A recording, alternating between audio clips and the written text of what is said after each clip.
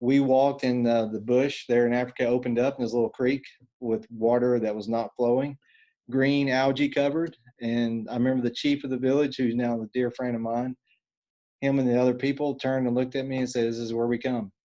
We get our water here."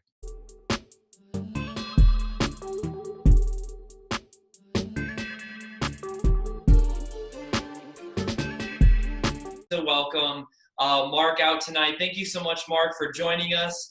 We're so excited for the updates and to hear first a little bit more about you, and then we can get into NeverThirst. Thanks for allowing me to come on. Huge honor to come alongside you guys, and it's a thrill that you are willing to partner with us in tackling the water crisis around the world.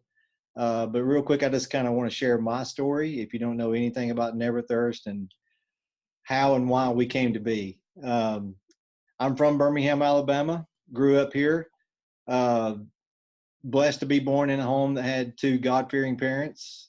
Came to Christ when I was a 9-year-old boy. Always a part of church growing up, but when I was 36, attending a church here in Birmingham, we had a pastoral change, and a guy by the name of David Platt came along. I don't know if any of you have ever heard of David, but nobody heard of him at that time, and he started preaching from God's word in a way that I'd never heard before. I'd been in industrial sales for over 20 years at the time. That led me to traveling out of the States. I took the only mission trip the church had at the time to Ukraine.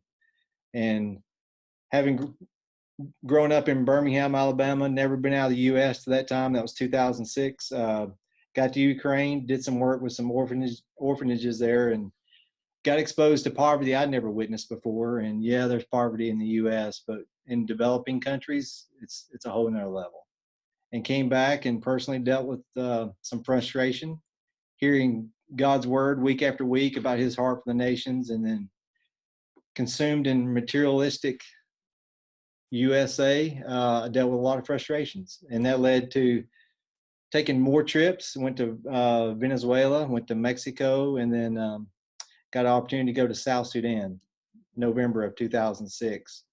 And that's really what started the journey in my life and a couple other buddies' life that we're doing a small group together as we were traveling the world. But fast forward to April of 2008, 4 months into an up and going nonprofit, we didn't know what we were going to do. We didn't have a focus. Then we're back in South Sudan. It was Sudan at the time before they split. And out of our own ignorance, we asked the people in the village, "Where do you guys typically get your water from?" They proceeded to carry us on about a mile walk off the dirt road. And in that part of the world, there's no paved roads, very desolate. It's one of those pictures that you all can relate to, that you can go back to in a moment of time and picture it immediately. And this is one for me. We walked and the bush there in Africa opened up and there's a little creek with water that was not flowing, green algae covered. And I remember the chief of the village, who's now a dear friend of mine, him and the other people turned and looked at me and said, "This is where we come. We get our water here, sometimes 2-3 times a day." And having prayed for a whole year for direction, 4 months into a ministry, the three of us were in this village at that time. We walked back to the car in total silence, and it was crystal clear. God showed us that you can focus on meeting this overwhelming physical need. At that time, there was 1.2 billion people on the planet that didn't have access to safe waters. We came back and literally we'd capture the story as we travel as best we could and come back and share it to anybody that would listen. And we raised the funds and did our very first project in that village, December of 2008. And now that we're 10 years into the ministry, through individuals, churches, businesses throughout the U.S., we just surpassed bringing clean water to over 500,000 people. Has nothing to do with any one of us. We say that all the time around the office. We just capture the story, tell it as best we can, and literally God does the rest. And that equates to over 10,000 various water projects throughout 7 countries. We're currently working in 6 countries. We're in Chad and northern Uganda and Africa. And then in Asia, we're in Cambodia, India, Myanmar, and Nepal. So that's kind of the nutshell of the journey that God brought us on. And now we're 10 years into it. And what's exciting for us is opportunities like this. We get to share the story, continue to share it, and more and more people choose to get involved. And they updated that global number, 1.2 billion people in 2008. They updated it in 2015. It's now down to 660 plus million.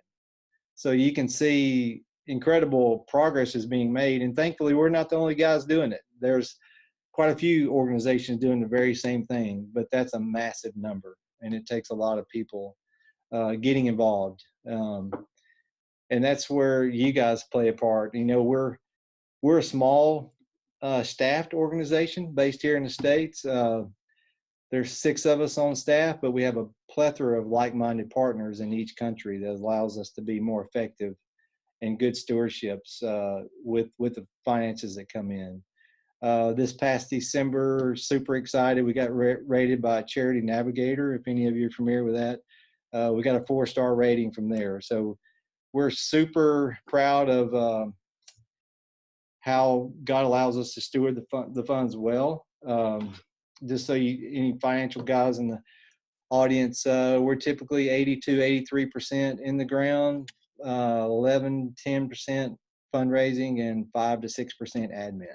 And all that's on our website. You can go see our financials anytime. From day one, we wanted to be as transparent as we could.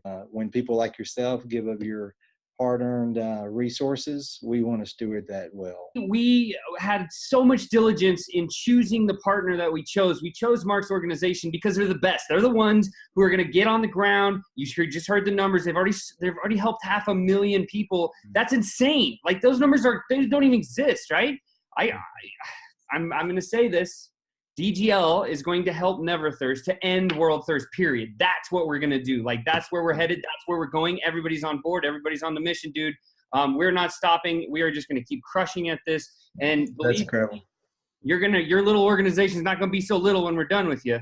I hope you're ready for the ride, man, because you're on the top of the tidal wave right now, and we're going to roll that thing at 1,000 million miles an hour.